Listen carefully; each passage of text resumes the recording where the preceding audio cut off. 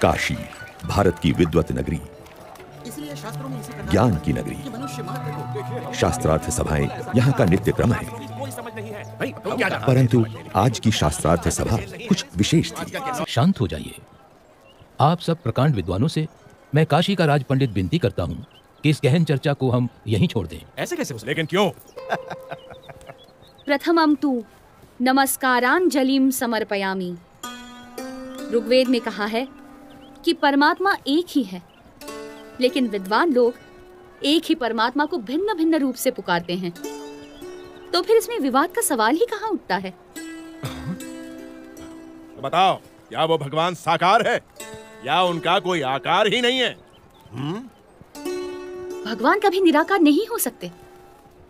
यदि भगवान निराकार होते तो उनके द्वारा निर्मित ये सृष्टि कैसे साकार होती?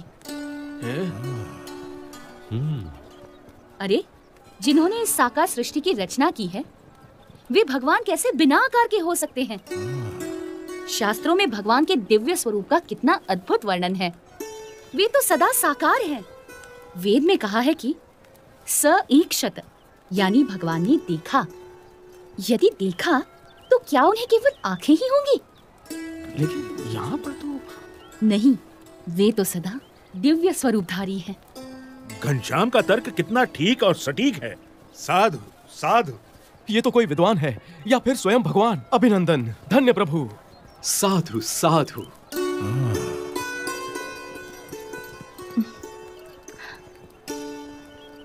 तो आप बताएंगे कि किस साधना से मनुष्य को मुक्ति या मोक्ष मिलता है?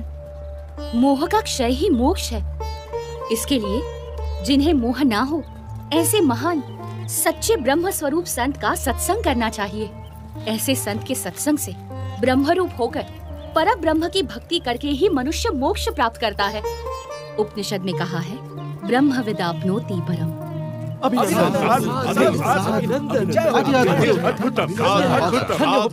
अभिनंदनम। धन्य धन्य प्रभु, आपकी विश्वसनीय वाणी ने सबका हृदय जीत लिया है। यदि हम वर्षों तक चर्चा करते रहते तो भी हम सभी शास्त्रों के सार रूप इस उत्तर तक न पहुंचते। मगर हम जैसे विद्वानों की इतनी बड़ी सभा में निसंशय घनश्याम ने निश्चलता और निर्भयता से ये कर दिखाया है। वो तो सिर्फ परमात्मा ही कर सकते हैं। मैं काशी का राजा घनश्याम प्रभु का सम्मान करता हूँ। बोलो घनश्याम।